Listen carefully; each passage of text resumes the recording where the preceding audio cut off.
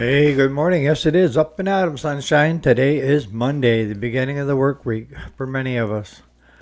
I've had a pretty uneventful weekend. I did get a lot of hay put up and stuff, so I'm started putting stuff away. So we're officially all done haying, thank goodness.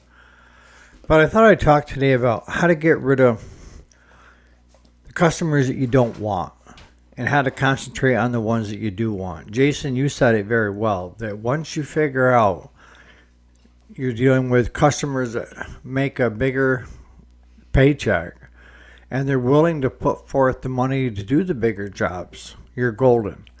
But sometimes it's hard to transition and we hate to give up, right? So stay tuned.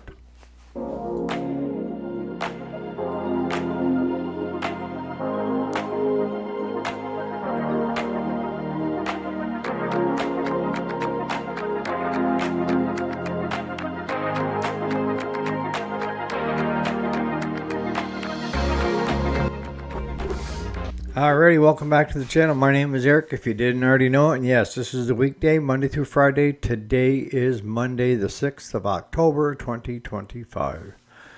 So we're talking about the customers from hell, basically. And when you're first starting out, you don't really have the ability to turn people away. And I've had other shops tell me, stay away from this individual or that individual. And with needing the money, when I first started, I took them on because I figured, well, maybe my way was different. And for many of those customers, they did turn out to be my better customers. And the problem that they had was the lack of communication between me and them of what I actually did. You know, it was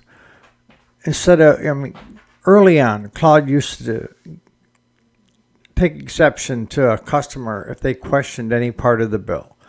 And that meant somehow it was questioning his work. And in fact, it wasn't. It was asking, what did you do? And the simple thing would be on a service, we put an oil filter, air filter, fuel filter, spark plugs, high pressure washed it, checked it from front to back, sharpened the blades, and just taking that time to explain exactly what you're doing quells a lot of problems with what we call customers from hell. Now, you're going to find that if you can figure out who your ideal customer is and then capitalize on that, you will be, like Jason says, you will be golden. You will be making more money by doing less work because your clientele has changed big time. You're no longer dealing with penny pinching and want to tell you how to run your shop. So today we're going to look at customers from hell. What are the warning signs and what's the best way to get rid of them? Again, just because I have a problem with a customer doesn't mean that the next shop down may turn out great. And that's how I approach everything. There are telltale signs when a customer shows up. And that is trying to tell you how to run your shop. And I don't get on the defensive. I just simply say, if you're going to leave it here, you're going to have to trust us, because we're going to do a front to back on it and we're going to do a service. And one of you mentioned, because you're just starting out, that you had a customer, you said $40, which is cheap, plus parts. And then the person said, well, I don't want to have the oil filter, fuel filter, air filter, because it was done a couple of years ago. That's customer from hell. Because they're penny pinching and telling you how to run your shop. And if you allow it, they will continue. And next thing you know, you're going to have a number of these customers that had just transitioned over to you because you're willing to do exactly what they think should be done. And what I can tell you, in the years of being in this business, the customer is rarely right. They are. I would be giving my customer the what if they hadn't changed the oil in 2 years. Some can argue, well, if they only put so many hours on it, I understand that. But maintenance is maintenance. And I was raised that a little bit of grease goes a long ways in the cost of parts and repairs, the downtime. So basically, grease was cheap compared to what the ladder could be.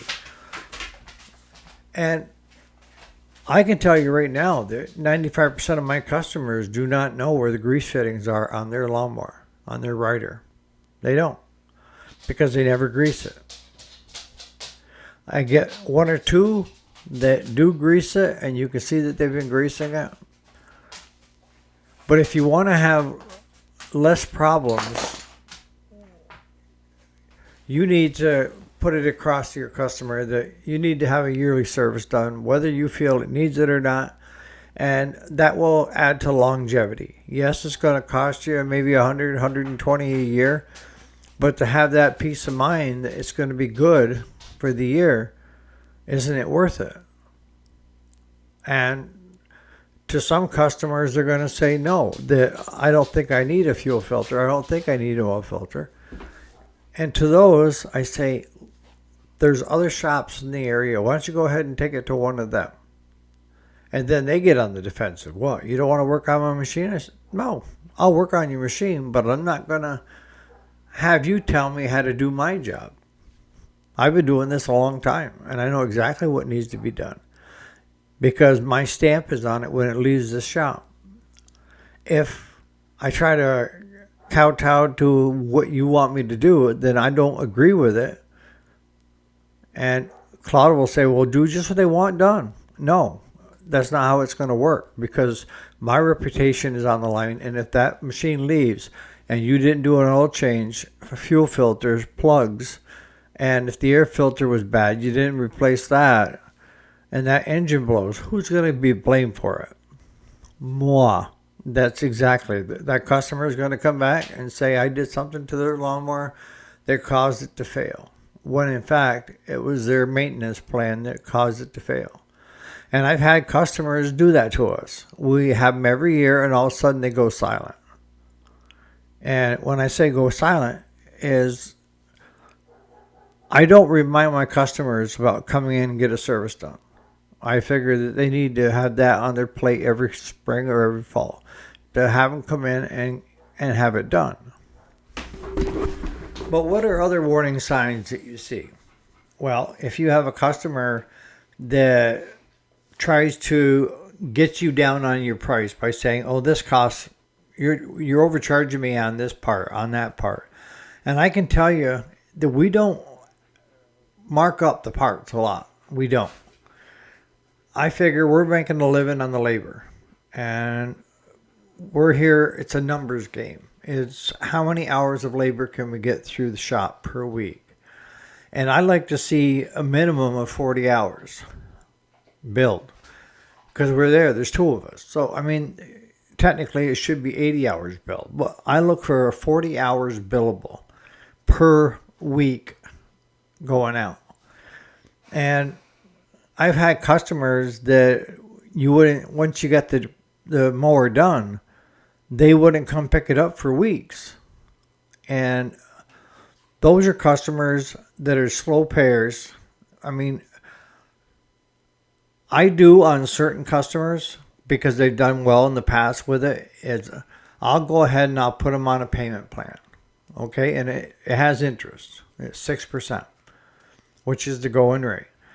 And I will give them 4 or 5 monthly installments to get it caught up, depending upon the bill. And sometimes the bill's only $120, and you're saying it's only $120. But for some customers that live paycheck to paycheck, that $120 is a big chunk of change. Are you going to make a good living with customers like that? No, not at all. The customers that are going to make you money are the ones that drop it off or have you pick it up, do a complete service on it, present them the bill, itemized, and they just pay you. No questions asked.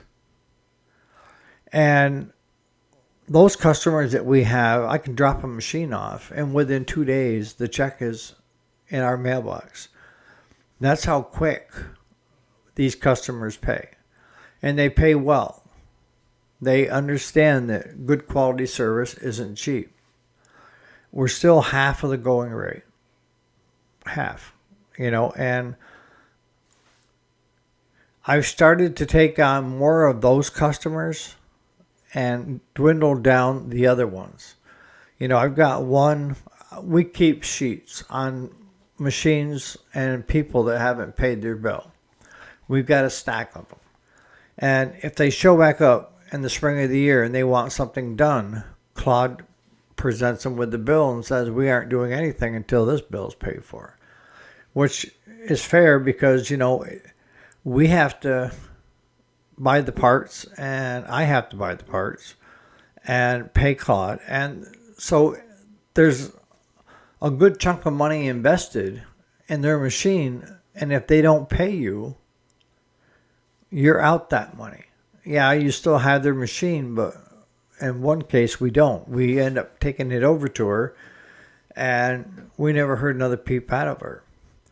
That's the customer to get rid of. I'm streamlining it right now, or I'm picking up bigger and better jobs with people that can afford to have it done.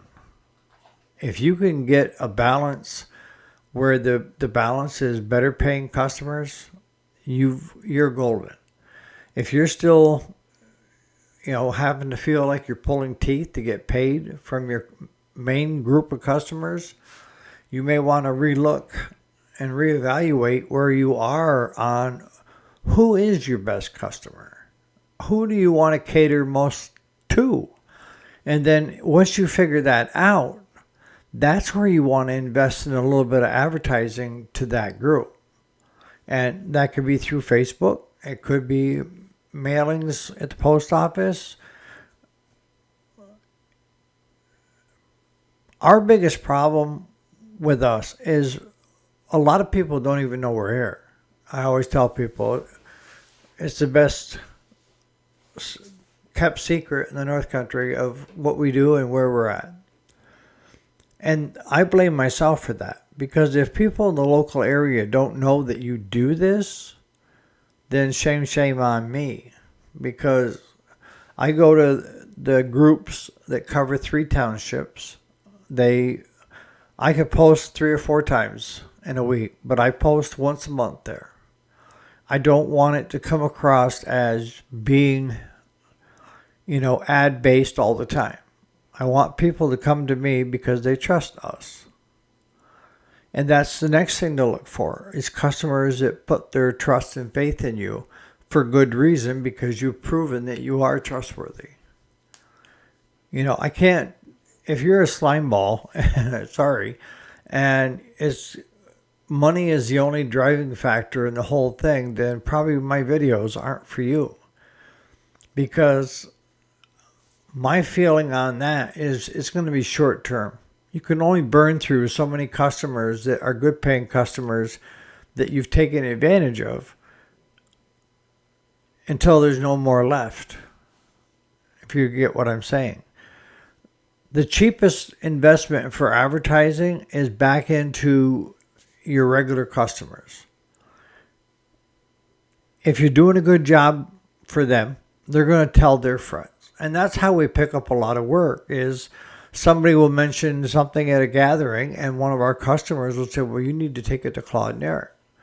They do an excellent job. They're reasonable and they're quick.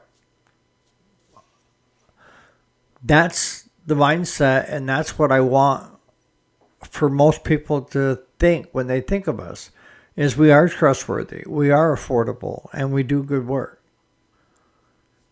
And we're easy to get along with. Well, I am. Claude, not so much. I know I'm picking on him today. In the comments, put what you deem is the customer from hell that you needed to get rid of or got rid of, or you still have and you're trying to get rid of. I'm not talking about when you first start up, because when we first started up, we took on any customer that come to us. And we got hit a few times. And no matter how much I tell you about what our experiences were, you have to go through it yourself. That's, we talk about time equals experience, good and bad, which creates wisdom.